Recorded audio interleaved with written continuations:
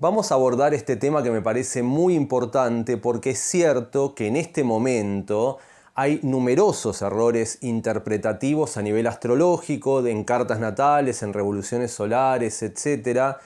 Hay que clarificar algunos puntos, me parece importante, partiendo de la base, realmente, de que el simbolismo astrológico es múltiple.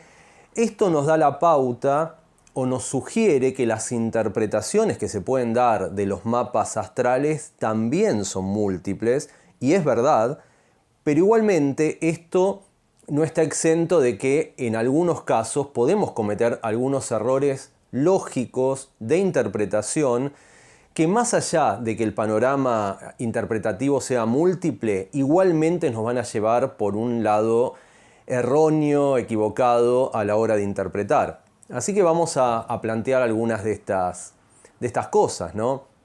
Estas pautas interpretativas, si se quiere. Primero, lo que digo siempre, ¿no? Uno puede tener en cuenta a la hora de interpretar lo subjetivo, nuestra visión, lo objetivo, que es una visión tal vez desapegada de nuestro ego, simplemente analítica, contemplativa, bueno, o lo doctrinario, que sería la postura desde la cual yo me paro, en la cual yo me posiciono para elaborar mis trabajos, mis hipótesis astrológicas, ¿no?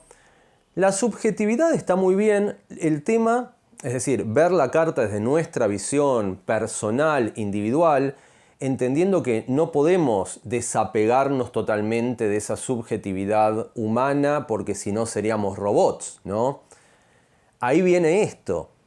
A la hora de buscar la inteligencia artificial, alguna herramienta para que nos interprete la carta, muchos consultantes que siguen buscando seres humanos para que les lean las cartas, me pasa a mí que me buscan como ser humano de carne y hueso, la gente, los consultantes, lo que dicen es que la devolución que les viene desde esa máquina está carente de humanidad, carente de sensibilidad, carente de empatía y muchas veces carente del juicio racional, de la inteligencia humana que en muchas ocasiones se demuestra superior a la de estas herramientas, ¿no? Pero bueno, no vamos a entrar en esa polémica. Pero lo cierto es que el toque humano, el toque subjetivo, también es importante, ¿no? Hay gente que nos busca a nosotros como astrólogos individuales porque les caemos bien, porque les gusta nuestra visión. Por lo tanto, la subjetividad es válida. Pero nunca tenemos que dejar de lado la visión objetiva, analítica, racional y desapegada de nuestro ego. Porque hay cosas en el lenguaje astrológico que no dependen de la opinión, ¿no? Lo que se dice, el agua se congela a los 0 grados. No importa si yo pienso que no, para mí a los 30 grados bajo cero. Para mí a los 22 grados sobre cero. No es una cuestión opinable o debatible. Hay cosas que dependen de una objetividad que es así, ¿no? Y lo mismo las doctrinas, las diferentes escuelas. Hay escuelas más tradicionales, escuelas modernas, humanísticas, psicológicas. Bueno, hay que tenerlo en cuenta eso. Sobre todo a la hora de dar un dictamen, por lo menos nosotros como astrólogos, entender que estamos parados o bien desde nuestra visión subjetiva, o bien desde una postura doctrinaria, o bien simplemente desde la pura racionalidad mercurial, lo objetivo. Uno tiene que saber, ¿no? El primer error quizás es no darnos cuenta de que estamos hablando desde nuestra mera subjetividad, ¿no? Pensar que algo que nosotros consideramos que es así, realmente es así desde una perspectiva objetiva, ¿no? Bien, eso sería lo primero. Pero acá tengo algunas pautas que anduve elaborando de lo que yo suelo observar que se da frecuentemente como errores interpretativos. Primero, lo hemos hablado, la confusión entre planeta, signo y casa, ¿no? Esto es clave. No son iguales a la hora de interpretarlos, ¿no? Lo hemos planteado en videos anteriores, esto de que el planeta representa el qué o el quién, es el factor activo en las cartas natales, el signo es el cómo, sería una especie de adjetivo calificativo que nos dice cómo puede accionar el planeta, y la casa es el dónde, el ámbito de vida. Esta confusión entre planeta y signo y casa, por ejemplo, pensar que una casa podría ser un cómo o que un signo podría ser un qué, ya nos desorganiza la interpretación y nos propende a sacar conclusiones desacertadas de lo que estamos analizando, ¿no? Por ejemplo, si yo digo Marte en Cáncer, claro, Cáncer sería la madre desde esta igualación entre planeta, signo y casa, pero Cáncer no es la madre. Los signos son adjetivos calificativos, Cáncer es un cómo, atributos empáticos, contenedores, sensibles, emocionales, pero la figura de la madre como representativa de una persona física estaría a cargo de la luna, planeta. Los planetas sí pueden representar un qué o un quién. Entonces, si yo digo Marte en Cáncer, madre agresiva, Cáncer madre, Marte agresividad, estaría errando en la interpretación. Si uno trata de interpretar de alguna manera Marte en Cáncer, nuestra madre no estará involucrada en absoluto en esa dinámica. A menos que, y ahí también viene la interpretación válida, a menos que nuestra luna estuviera, supónganse, en conjunción a ese Marte en Cáncer. Digo mientras me emociono y me entra algo en el ojo, no sé. Una de las dos cosas. Fue Marte atacando mi ojo. Bien, la confusión entonces entre planeta, signo y casa me parece clave tenerla en cuenta y no caer en esa confusión, ¿no? Tener eso bien ordenadito a la hora de interpretar. Otro grave error interpretativo es sacar conclusiones a raíz de un solo factor. Esto me parece una regla fundamental a nivel astrológico. La astrología funciona en equipo, funciona por acumulación de factores y nunca, jamás, un solo factor aislado nos da un peso interpretativo fuerte. Es decir, si decimos, uy, tenés Plutón cuadratura Luna, tal cosa, y lo damos como palabra divina, como algo que inexorablemente va a suceder, no funciona así. Es un contacto. En todo caso, si ese contacto está sostenido y confirmado por otras cosas de la carta natal en sí y luego del panorama anual, ¿no? De los tránsitos, revolución solar, progresiones secundarias, si se da una sumatoria, una acumulación de factores que hace que se incline el platillo de la balanza hacia eso, ahí sí podríamos pensar que ese Plutón cuadratura Luna tendría un impacto fuerte. Pero si está solo, aislado, en un contexto mayormente armónico, sin tanto problema, digamos, respecto del simbolismo lunar, salvo ese aspecto, seguramente esa cuadratura sería más dinámica, más estimulante y menos nociva, menos perjudicial o menos problemática, ¿no? Así que bueno, son cosas a tener en cuenta. Nunca, idealmente, nunca jamás sacar conclusiones a raíz de un solo factor. Acá estamos hablando del enfoque integrado, el enfoque holístico, ¿no? Una cosa se relaciona con la otra, en astrología todo es un balance y ningún planeta se corta solo, podríamos decir. Así que ese sería el segundo error interpretativo frecuente que estaría bueno no considerar, no caer en eso, ¿no? El tercero, lo que yo digo, confundir significadores naturales con significadores particulares de la persona. Vamos a explicar un poco esto.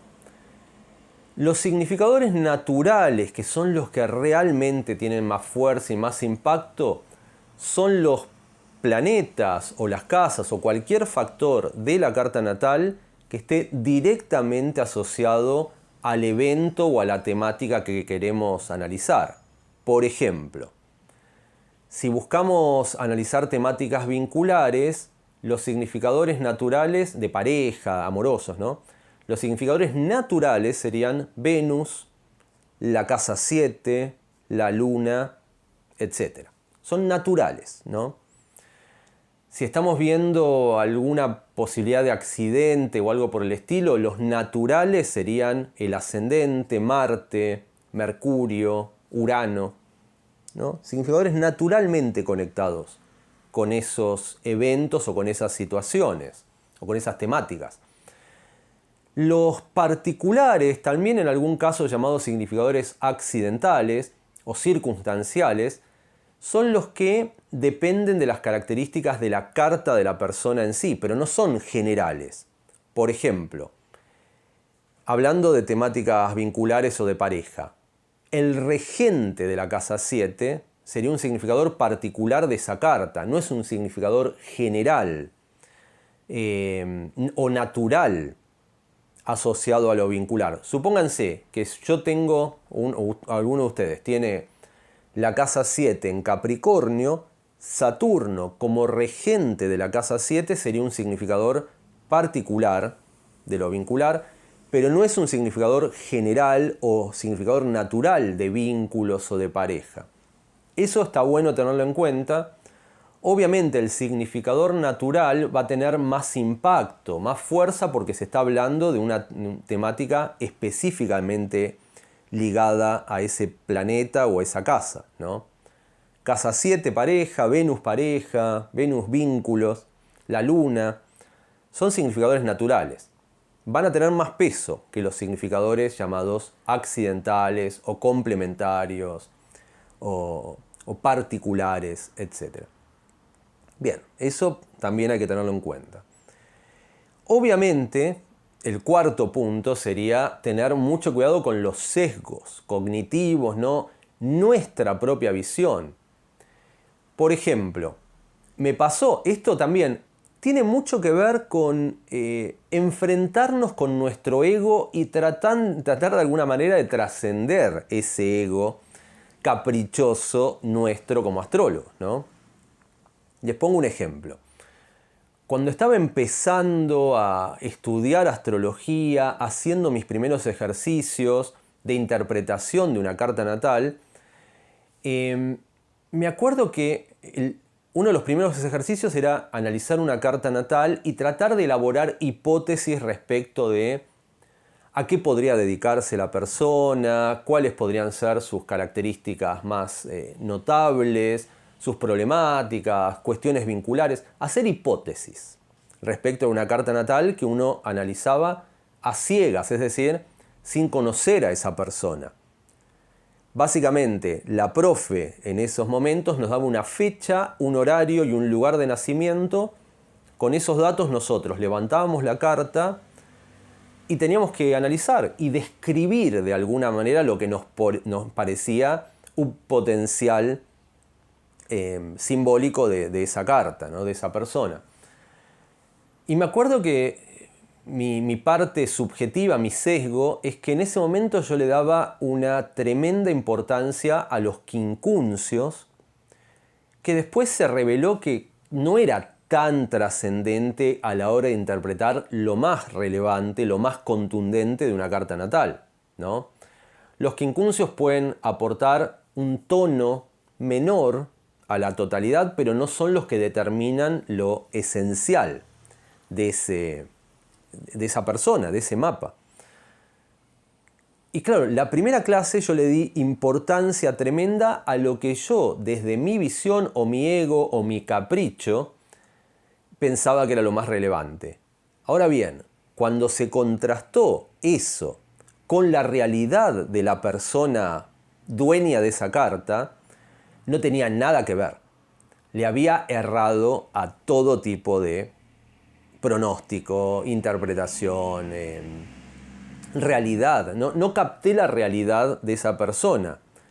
Ni siquiera, obviamente, como las cartas tienen un potencial interpretativo tan amplio, en algún caso uno podría haber adivinado o acertado la realidad actual de la persona, o bien podría haber sugerido un potencial que todavía no se activó, pero podría activarse en el futuro. Pero no le pegué a nada, ni a la realidad actual ni al potencial futuro. ¿Por qué? Porque estaba muy apegado a mi sesgo, a mi subjetividad, a mi ego, a mi propia visión. Eso fue un mazazo al ego, pero que realmente fue muy valioso para mí. Entender que lo primero y principal es la vida real de la persona y respetar las características objetivas que están presentes en ese mapa. Fundamental, ¿no? Es un respeto que uno puede tener hacia el consultante realmente, no dejar que nuestro ego se imponga, ¿no? Lo he visto bastante en mí mismo y también en varios astrólogos, esto de, les juro, vi esto literal, una astróloga o estudiante de astrología en ese momento diciéndole a la persona: ah, vos sos contador público, ¿no? Y el tipo diciendo: no, de ninguna manera, no, soy artista, qué sé yo. Y la astróloga viendo: no, pero esto me indica claramente que serías contador público. Y la persona diciendo: bueno, te lo indicará, pero yo no lo soy. Hay una realidad que no puede pasar por encima de tu capricho, de tu ego. La persona tiene una realidad de su vida cotidiana. Y bueno, en todo caso, la astróloga lo que debería haber dicho es: ah, bueno, podría haber un potencial, quizás si exploraras esta parte ligada a las cuentas, no sé en qué consiste la acción de un contador, pero bueno, pisciano como soy no tengo ni idea de esos asuntos, pero le podría haber sugerido tal vez que explorara si le interesa, pero no puede decir determinantemente: acá veo que sos contador y si no lo sos, estás mal. No. No dejar que el sesgo, la visión subjetiva propia pase por encima de la realidad, de los anhelos del consultante que tenemos enfrente. Ni tampoco que nos desvíe de una objetividad interpretativa en donde tenemos que ser humildes realmente. A ver qué hay ahí. No lo que yo pienso que debería haber, sino lo que realmente hay en el mapa. Bien. El quinto punto que suelo ver como de dificultad es precisamente la dificultad a la hora de jerarquizar qué puede ser más relevante y qué puede ser menos relevante. Lo que decimos, ¿no? Separar la paja del trigo, ver el elefante en la habitación, lo que claramente está más fuerte por encima de lo que menos estaría incidiendo en ese mapa. Obviamente, esto también puede ser muy debatible o muy subjetivo, pero a veces desde el empirismo, desde la investigación. Recientemente, por ejemplo, en el CABA, la directora del Centro Astrológico de Buenos Aires, Alejandra Eusebi, nos ha hecho llegar a los docentes algunos estudios donde se ve desde un empirismo, desde una acumulación de casos, cómo ciertas cosas realmente tienen más impacto que otras. Seguramente esos estudios en algún momento llegarán a la opinión pública, pero les puedo decir que hay cosas que tienen más impacto que otras. Por ejemplo, en una carta natal, viendo aspectos, por ejemplo, ¿no? Bueno, una cuadratura o una oposición van a tener siempre más impacto, más peso que los aspectos menores o que los aspectos llamados sutiles. Por ejemplo, una cuadratura más peso que un semisextil. Una oposición más peso que un biquintil. Un trígono va a tener más peso que un quincuncio, por ejemplo, ¿no? Los aspectos mayores tienen más impacto que los aspectos menores. Obviamente, los menores pueden dar un clima. A veces ese clima, por más menor que sea, puede ser relevante, pero no es lo más significativo. Por ejemplo, lo que se dice, ¿no? Vamos al médico y el médico nos comunica que tenemos una enfermedad grave, difícil, que sí o sí tenemos que atravesar un tratamiento, una internación o lo que sea. Bueno, eso va a tener más peso que el hecho de que nuestro dedo meñique no nos duela. Claro, uno puede decir, mira, el dedo meñique no me duele, genial. Sí, pero tenés algo que hay que, que hay que tratarlo, ¿no? Porque si no estás en riesgo. Eso que hay que tratar y que si no lo hacemos estaríamos en riesgo, tendría más prevalencia que el dedo meñique que no nos duele. Pero bueno, si el estómago nos duele 15.000 y el dedo meñique nos duele 0, pero el dolor del estómago va a pasar por encima del no dolor del dedo meñique. Digo, ¿no? Hay cosas que requieren un mayor abordaje, una focalización en el mapa natal y otras que quizás no tanto. Así que bueno, eso también. Jerarquizar, ¿no? ¿Qué es lo más relevante que de lo menos relevante? En ese sentido, aspectos mayores por encima de los aspectos menores, casas muy pobladas, quizás tienen mayor campo o riqueza interpretativa que las casas que no tienen tantos planetas, etcétera, etcétera. No nos vamos a meter acá porque no nos da el tiempo en qué es lo más importante y no tanto, pero jerarquizar es imprescindible. No hacerlo es un error. Bien, el punto 6, esto también, ¿no? Parece una obviedad, pero es más frecuente de lo que parece. Dificultad a la hora de detectar lo que realmente está sucediendo en la carta. Como astrólogos no solamente tenemos que ser muy duchos en la interpretación, sino también en la detección de los factores. Por ejemplo, que no se nos escapen aspectos. No olvidar, por ejemplo, que Urano está en cuadratura al ascendente en una carta. No olvidar que Venus está en cuadratura con Plutón en una carta. Ser conscientes de lo que realmente está en el mapa. Obviamente, si analizamos, si interpretamos, dejando de lado, porque no los vemos, porque estamos faltos, nos falta práctica a la hora de detectar lo que realmente está operando, seguramente nuestra interpretación va a ser incompleta o falaz, ¿no? Tenemos que ejercitarnos en ver aspectos, no olvidarnos, también desconfiar a veces de la ilusión óptica que nos muestran ciertos mapas astrales, en donde a veces, por ejemplo, como hay poco espacio para poner todos los planetas que estarían formando parte de un stellium, en ocasiones pasa que uno de los planetas parece como si estuviera en otra casa, cuando en realidad está metido en la casa del stellium, ¿no? Supónganse, parece que Saturno, formando parte de un stellium en Capricornio, está formando parte de la casa 2, cuando en realidad está formando parte de la casa 3, pero como hay poco lugar en el mapa, en el dibujo del mapa, el que hizo el programa lo pone y parece que estuviera en la 2, pero en realidad está en la 3. Bueno, tengamos cuidado con eso.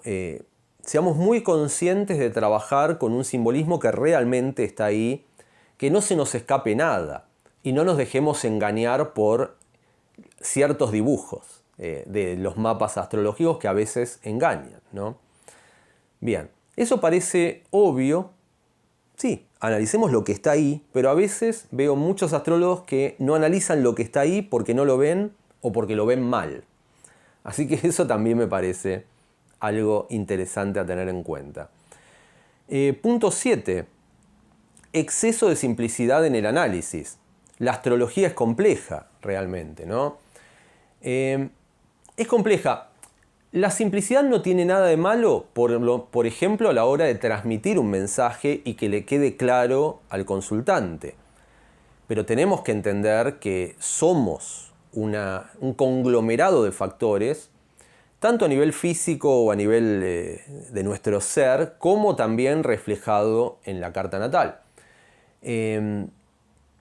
Por ejemplo, si quisiéramos, si fuéramos médicos y quisiéramos ver cómo estamos integralmente, no nos podemos quedar solamente con la cabeza, con la cara, o con las manos, o con los pulmones. Tenemos que ver todo, ¿no? A ver qué está pasando en nuestro cuerpo físico, ¿no? Con la astrología pasa lo mismo. Si hacemos, ¿qué sería simplificar? Y, por ejemplo, hacer todo un análisis astrológico basado solamente en el hecho de que la persona es de Cáncer. Sabemos que la astrología es muchísimo más compleja. Uno puede tener el Sol en Cáncer. Eso sería ser de Cáncer en la denominación coloquial. Pero tal vez tiene la Luna en Escorpio, el ascendente Tauro. Y ahí, obviamente, es compleja la astrología. Requiere un cierto grado de inteligencia, realmente. Eso también tengámoslo presentes. No es para cualquiera, pero no por una cuestión elitista. Uno tiene que entender cómo interactúan muchos factores operando simultáneamente.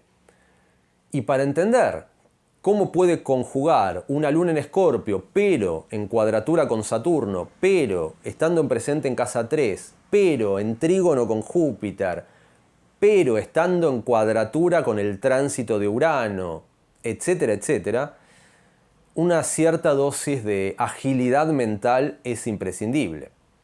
Realmente es así, ¿no? Sobre todo no nos autoengañemos. Si pensamos que adentrarnos en este amplio mundo astrológico, este riquísimo mundo astrológico, es simple, no es simple. Es fascinante, es apasionante, es maravilloso, pero simple no es.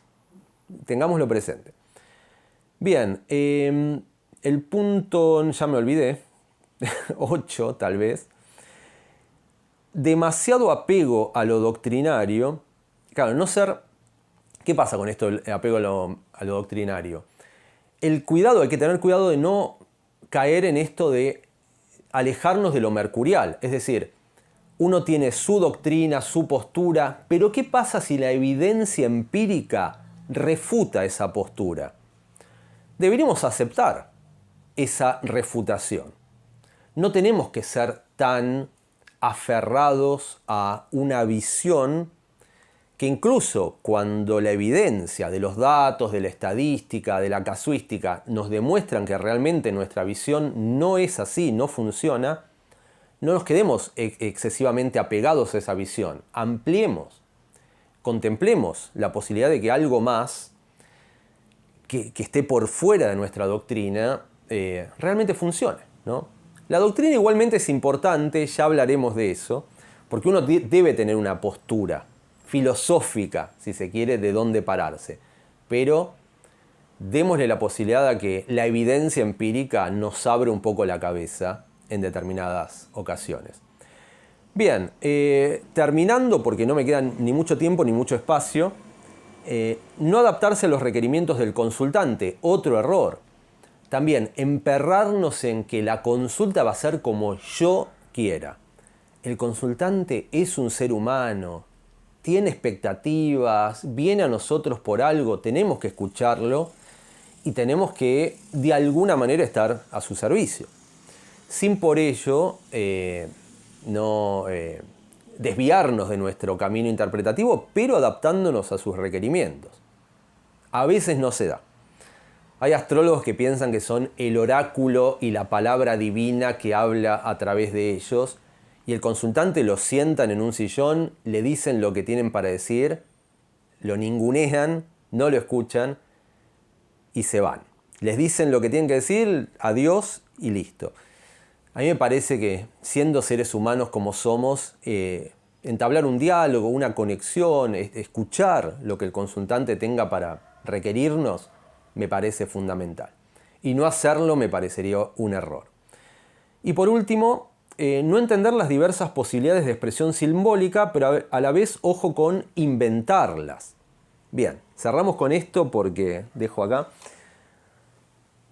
porque no tengo más espacio en esto. Claro, hay mucho. No nos podemos cerrar, como les dije, ¿no? No nos podemos cerrar a una visión, a algo muy sesgado, muy pequeño. Tenemos que ser amplios, tenemos que contemplar todas las variables de posibilidad o de expresión del simbolismo que tenemos enfrente. pero no al punto de inventar cualquier cosa, ¿no? Saturno puede dar para un montón de cosas, pero uno no puede decir, no, Saturno es un planeta que tiene que ver con, qué sé yo, no sé. Uno cuando habla de Saturno habla de estructuras, de concreción o de límites o de la capacidad de trabajo, de esfuerzo para obtener algún logro. Pero si buscamos a alguien amoroso, que nos abrace, que nos diga que nos ama, que todo va a estar bien, que no nos exige, Saturno no va a ser ese simbolismo. No podemos inventarle esta cualidad de, uy, tenés una cuadratura de Saturno a tu Sol. Saturno te va a decir que está todo bien, te va a allanar los caminos, va a ser todo fantástico, vas a ser uno con Saturno. No, Saturno te va a imponer ciertos límites, ciertas reglas que en todo caso, luego te pueden beneficiar, pero esa tensión va a estar. No podemos inventar que Saturno es Júpiter. Júpiter es Júpiter, que habla de procesos más fluidos, más armoniosos, y Saturno habla de límites, restricciones, duro trabajo para concretar algo. No podemos inventar, no podemos convertir un planeta en algo que no es. Podemos hacerlo, si quisiéramos, pero a riesgo de que la devolución que le estemos dando al consultante esté teñida de falsedad y de falsas ilusiones también. Eso, de vuelta, puede ser algo perjudicial para el consultante. Así que bueno, terminamos porque no me da ni el tiempo ni el espacio en el disco rígido, pero en videos siguientes continuaremos con estas observaciones respecto de la interpretación astrológica. Les mando un abrazo y nos veremos el video siguiente.